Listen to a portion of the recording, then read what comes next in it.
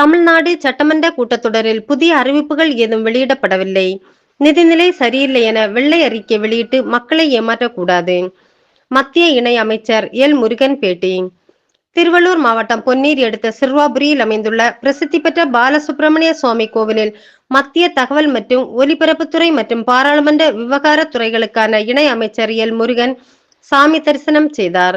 விநாயகர், மூலவர் சன்னதி, ஆதிமூலவர், பைரவர், நவக்கிரகங்கள் சன்னதியில் வழிபட்ட எல். முருகன் கொடிமரத்தின் முன்னிலையில் வணங்கினார். தொடர்ந்து செய்தியாளர்களை சந்தித்த எல். முருகன், தமிழ்நாடு சட்டமன்ற கூட்டத்தொடரில் புதிய அறிவிப்புகள் ஏதும் வெளியிடப்படவில்லை எனவும், மகளிருக்கு 2500 ரூபாய் வழங்குவதாக கூறிய நிலையில் கடந்த ஆட்சியில் வழங்கியது போல 1000 ரூபாய் மட்டுமே கொடுத்துள்ளார்கள் என்றும், மேற்கு வங்கத்தில் பாஜக தேர்தல் அறிக்கையில் கூறியது போல 3000 ரூபாயை மகளிர் கணக்குகளில் வரவு வைக்கப்பட்டுள்ளது என்றும் சொன்னதை செய்பவர்கள் பாரதிய ஜனதா கட்சியினர் என்றும், ஆனால் தமிழ்நாட்டில் சொன்னதை செய்யாதவர்கள் தான் தமிழக வெற்றிக்கழக அரசு என்று சாடினார். தமிழக வெற்றிக்கழகம் அளித்த வாக்குறுதிகளை நிறைவேற்ற வேண்டும் எனவும், நிதிநிலை சரியில்லை என வெள்ளை அறிக்கை வெளியிட்டு மக்களை ஏமாற்றக்கூடாது. நம்பி வாக்களித்த பெண்களுக்கு மாதந்தோறும் 2500 ரூபாய் வழங்குவதற்கான ஆக்கப்பூர்வமான செயல் திட்டங்களை வகுத்துவிட்டு உடனே நிதியை வழங்கிட வேண்டும் என தமிழ்நாடு அரசை கேட்டுக்கொண்டார். கும்மிடிப்பூண்டியில் 3 வயது பெண் குழந்தைக்கு கூட பாதுகாப்பு இல்லாத சூழல் நேர்ந்தது எனவும், திமுக அரசிற்கும் தமிழக வெற்றிக்கழக அரசிற்கும் வேறுபாடு இல்லாமல் உள்ளது என்றார். தமிழ்நாடு முதலமைச்சர் உடனடியாக களத்தில் இறங்கி அனைத்தையும் மாற்றிட வேண்டும் எனவும், சட்டம் ஒழுங்கு, பெண்கள் பாதுகாப்பை உறுதி செய்திட அரசு முன்வர வேண்டும் என கேட்டுக்கொண்டார்.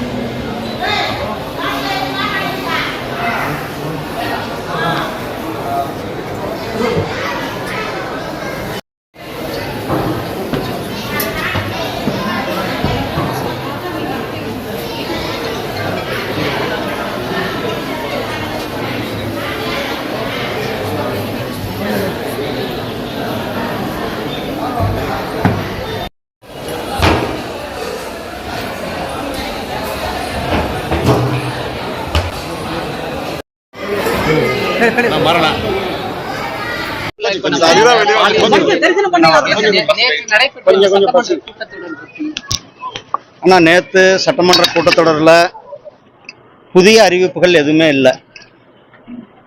அதாவது முதலமைச்சர் அவங்க 2500 ரூபா நம்மளுடைய சகோதரிகளுக்கு கொடுக்குறேன்னாரு. ஆனால் அதை பற்றி எந்த அறிவிப்பும் இல்லை. அது என்ன, போன திமுக ஆட்சியில் 1000 ரூபா கொடுத்தாங்க, அந்த 1000 ரூபாயை தான் வரவு வச்சிருக்காங்க. ஆனால் மேற்கு வங்காளத்தில் நம்மளுடைய பாரதிய ஜனதா கட்சி ஆட்சி வந்தால் 3000 ரூபா நாங்கள் ஒவ்வொரு மகளிர் அக்கௌண்ட்லேயும் வரவு வைக்கணும்னு சொன்னோம்.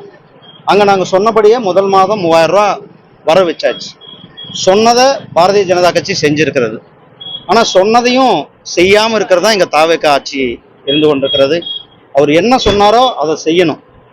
அதாவது நிதிநிலை சரியில்லை, அது சரியில்லை, இது சரியில்லை, வெள்ளை அறிக்கை வெளியிடுறோம், இப்படி சொல்லி மக்களை ஏமாத்துறத நிறுத்திட்டு ஆக்கப்பூர்வமான செயல் திட்டம் என்ன? அவங்களுக்கு 2500 ரூபா நம்மளுடைய சகோதரிகளுக்கு அவரை நம்பி வாக்களிச்சிருக்காங்க. அவர்களை நம்பி வாக்களித்தவர்களுக்கு 2500 ரூபாய் கொடுப்பதற்கு செயல் திட்டம் என்ன? இந்த 2500 ரூபாய் அவர் உடனடியாக விடுவிக்க வேண்டும். நம்ம இதே கும்மிடிப்பூண்டியில் ஒரு 3 வயது குழந்தை, அந்த குழந்தைகள் கூட பாதுகாப்பு. திமுக அரசாங்கத்துக்கும் தாவக அரசாங்கத்திற்கு என்ன வேறுபாடு? ஒரு வேறுபாடும் இல்லாமல் இருக்கிறது. திமுக ஆட்சியில் என்ன தொடர்ந்ததோ அதே தான் இப்பயும் தொடர்ந்து கொண்டிருக்கிறது. அதனால இவர் உடனடியாக களத்தில் இறங்கி இதையெல்லாம் மாற்ற வேண்டும், செயல் திட்டம் வகுக்க வேண்டும். 2500 ரூபாய் காசு உடனடியாக கொடுக்க வேண்டும். இதே மாதிரி சட்டம் ஒழுங்கு, பெண்கள் பாதுகாப்புல இன்னும் அதிகமான அக்கறை செலுத்த வேண்டும். பெண்கள் பாதுகாப்பை உறுதி செய்வதற்கு அவர்கள் முன்வர வேண்டும். நன்றி அண்ணா. நன்றி.